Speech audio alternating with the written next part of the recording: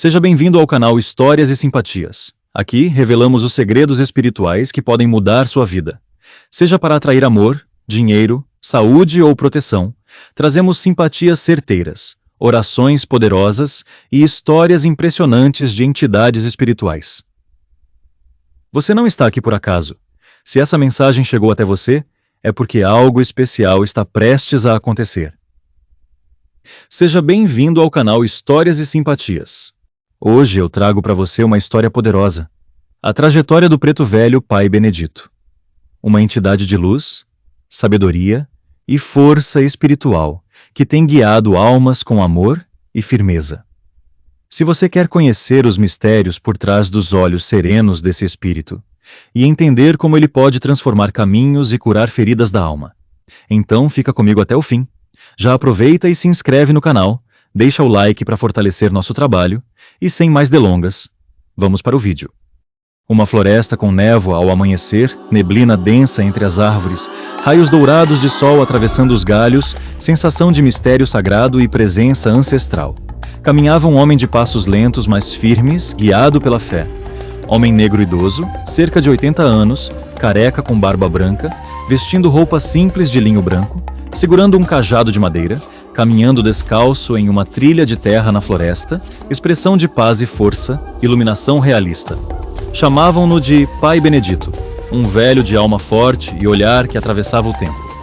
Close-up de um homem negro idoso com rugas profundas, barba branca e encaracolada, olhos castanhos claros cheios de sabedoria, olhar calmo e penetrante, sombras dramáticas no rosto, capturando emoção profunda e força ancestral. Antes de ser guia, ele foi homem, escravizado, chicoteado, humilhado. Homem negro jovem, cerca de 25 anos, musculoso, sem camisa, com marcas de chicote visíveis nas costas, em pé, antes mesmo de o Brasil ser Brasil, antes mesmo da escravidão assombrar a terra com dor e correntes. Já existia uma alma antiga, moldada pelo tempo e pela luz divina. Seu nome não era Benedito? Ainda não. Ele era um menino africano, nascido sob o céu estrelado do coração do continente. Em uma aldeia onde o tambor falava com os deuses, onde o orvalho nas folhas era sinal de bênção, e onde o mais velho da tribo era ouvido com mais respeito que um rei. O pequeno Obará, como foi chamado ao nascer, era filho de uma sacerdotisa e de um caçador. Sua mãe falava com os espíritos das árvores. Seu pai ouvia os ventos e entendia os sinais dos animais. Desde pequeno, Obará via coisas que os outros não viam. Sentia a tristeza nas folhas secas. Sentia a alegria no vento que passava pelas palmeiras. E chorava-se umas vezes, sem saber por quê. A tribo sabia. Aquele menino carregava algo, uma luz, uma missão. Um destino que ainda estava distante, mas que já sussurrava no ouvido dele. Obará crescia em meio aos cânticos dos anciãos, entre as histórias ao redor do fogo e os toques sagrados dos tambores que vibravam direto na alma. Ele era só um menino, mas os olhos... os olhos de Obará. Eram como poços antigos, profundos, que pareciam guardar memórias de outros tempos. Memórias que nem ele mesmo entendia direito. Ele ouvia o chamado da mata. Sentia o calor dos orixás mesmo antes de aprender os nomes deles. E quando sua mãe entoava os cantos para Oxalá, ele ficava imóvel, o corpo inteiro arrepiado.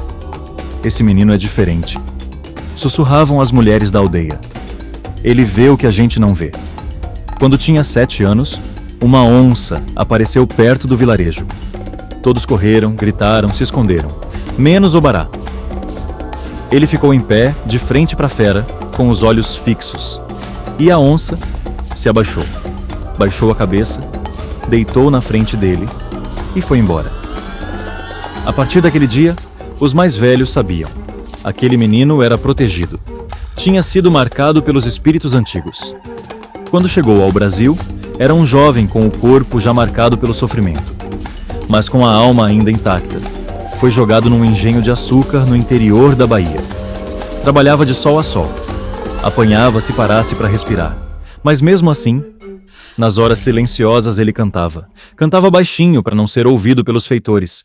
Cantava os cantos da mãe. E aos poucos, os outros escravizados começaram a se aproximar. Ele contava histórias, fazia chás com ervas escondidas, curava feridas com as mãos, e mesmo sem querer, Obará começava a se tornar algo maior. Um guia. Uma esperança viva no meio do inferno. Certa vez um feitor caiu doente e ninguém sabia o que fazer. Os padres já tinham ido. Os médicos da casa grande desistiram. Mas Obará só olhou o homem. Pegou um punhado de folhas, fez um chá e um banho. Rezou baixo. No outro dia, o homem estava de pé. Não agradeceu. Nem olhou nos olhos de Obará. Mas nunca mais encostou a mão nele. E foi aí que a fama de Obará começou a crescer. Os anos passavam. E Obará, agora homem feito, já era conhecido entre os cativos como um curador, um contador de histórias, um portador de paz em tempos de guerra. Mas mesmo assim, ele ainda era escravizado. O corpo açoitado, as mãos calejadas, a alma. Apenas resistia, mas havia uma força diferente nele. Quando alguém caía, ele ajudava a levantar. Quando uma criança nascia na senzala, ele era o primeiro a fazer oração. E quando alguém partia, era ele quem guiava a alma com cantos, folhas e fumaça. Ele não sabia, mas já trabalhava como um preto velho antes mesmo de deixar o corpo. Mas o tempo não perdoa. Certa noite, durante uma tempestade, Obará foi punido por ter dividido comida escondida com uma criança. O feitor, cruel, sádico, ordenou que fosse amarrado. 3 dias, 3 noites, sem água, sem comida. Obará só fechava os olhos e orava. Pai Oxalá, dai-me força para não odiar. E no 3º dia, enquanto o céu ainda estava escuro, Obará se foi, mas não foi com dor. Foi em paz, com um sorriso nos lábios e a certeza de que aquele não era o fim, era o começo. Naquele momento, algo aconteceu no plano espiritual. Uma energia se ergueu da terra e atravessou os mundos. O espírito de Obará foi recebido por pretos velhos antigos, por Yansan, a senhora dos ventos e das almas, e por Oxalá, o pai da paz e da sabedoria. E diante deles, Obará ajoelhou, mas eles disseram: você não pertence ao descanso. Há muitos corações ainda em escuridão. Volte, vá até eles, seja luz. E foi assim que nasceu o Pai Benedito. De espírito livre, ele retornou. Depois do encontro com a onça, a aldeia passou a olhar Obará com reverência, mas também com certo medo. Ele era especial.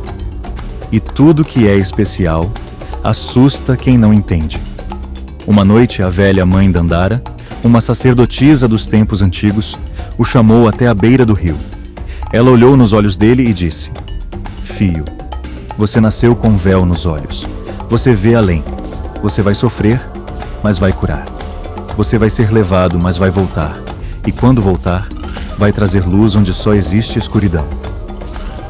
Obará não entendia tudo, mas sentia cada palavra como flecha no peito. Ele apenas assentiu em silêncio e ajoelhou diante dela. Dandara pegou água do rio com uma cuia, jogou sobre sua cabeça e sussurrou: eu te consagro a luz dos ancestrais. Vai com fé, porque tua jornada será longa. Naquela mesma noite, Obará teve um sonho.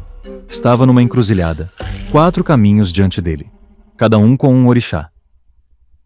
Exu o chamava sorrindo, Iemanjá o observava com doçura, Ogum afiava a espada ao longe, e Oxalá, o corpo de Benedito caiu sim, mas sua alma se elevou como brasa que o vento não apaga. Quando ele partiu do mundo terreno, foi recebido pelos antigos, pelos que vieram antes, pelos pretos velhos que já trabalhavam nos campos da caridade. Foi Exu quem abriu os caminhos. Foi Oxalá quem o abraçou. Você cumpriu com amor o que poucos aguentariam com ódio, disse o Pai Maior. E naquele instante, Benedito passou a ser chamado Pai Benedito.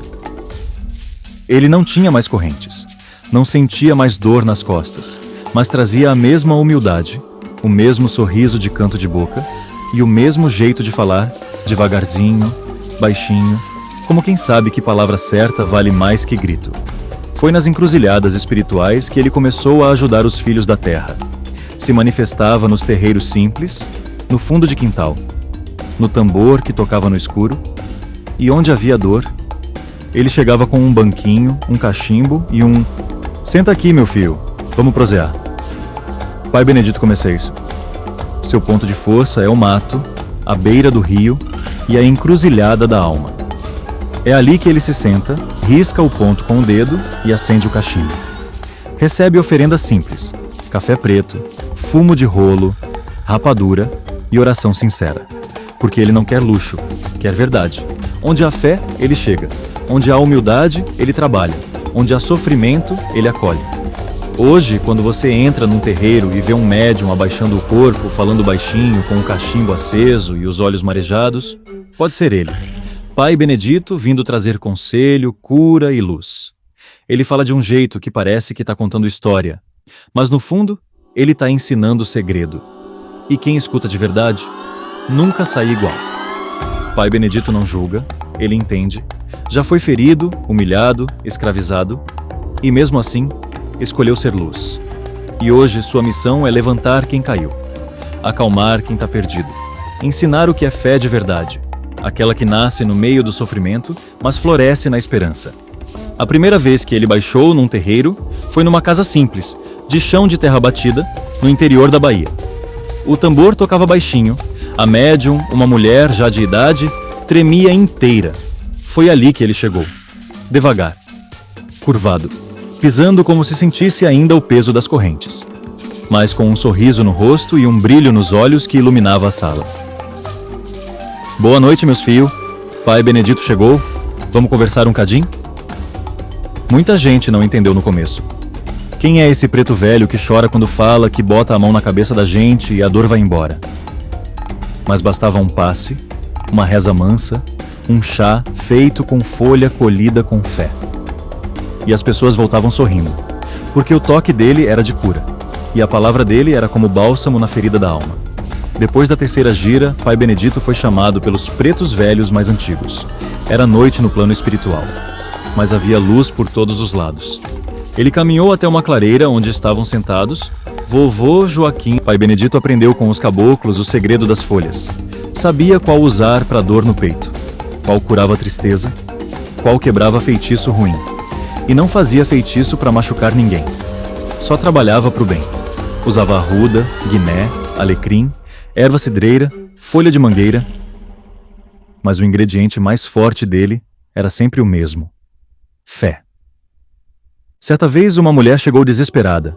Disseram que ela estava com encosto brabo. Pai Benedito não gritou, não sacudiu. Só pegou um copo com água, fez um ponto no chão, rezou bem baixinho e o espírito foi embora chorando. Porque ele não expulsava com raiva. Ele libertava com amor. Pai Benedito e os filhos perdidos. Muitos filhos de fé chegavam dizendo: "Eu errei, pai. Ninguém mais me quer." E ele respondia: "Quem nunca errou, que atire a primeira oração." E ali mesmo, no terreiro, ele abria os braços e acolhia.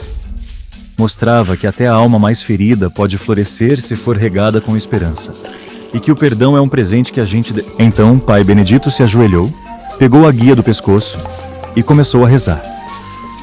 Não foi grito, não foi confronto, foi fé, foi amor. As palavras dele foram como preces que atravessavam o corpo e a alma. O espírito chorou, e antes de ir, falou baixo: "Você venceu, mas não foi com força, foi com compaixão." Depois disso, Mariana dormiu por horas. Quando acordou, não lembrava de nada, mas disse que sonhou com um senhor negro, de roupa branca, sentado numa cadeira de palha. Ele sorria e dizia: "Você vai ter uma nova chance, minha filha. Agora caminha na luz." A reunião dele com outras entidades de luz num campo espiritual, para decidir os rumos de um terreiro em crise. Um último recado dado por ele em sonho a uma filha de fé, antes dela tomar uma decisão que mudaria sua vida. O nome dele era Lucas, um rapaz novo, 30 e poucos anos, carregando o peso de uma vida confusa, cheio de dúvida, cheio de dor. Tinha medo de ser médium. Tinha medo da própria sensibilidade. Ouviu sobre o terreiro quase por acaso e, depois de muita resistência, decidiu ir. Quando chegou, ficou no fundo, quieto, observando. Mas mal sabia ele que aquele era o dia que mudaria tudo. A gira começou com um ponto de preto velho. A energia foi tomando conta devagar. E foi aí que Pai Benedito baixou. Se levantou da cadeira com dificuldade, como sempre. Mas quando olhou para Lucas, sorriu como quem já conhece de outras vidas. Vem cá, meu filho. Você acha que é por acaso que chegou hoje? Lucas não sabia se chorava ou corria, mas ficou ali, parado, e Pai Benedito, com toda a calma do mundo, pegou uma guia de contas pretas e brancas e colocou em seu pescoço. Essa guia não é só proteção, é lembrança de quem você é e de onde veio. Lucas caiu em pranto. Pela primeira vez,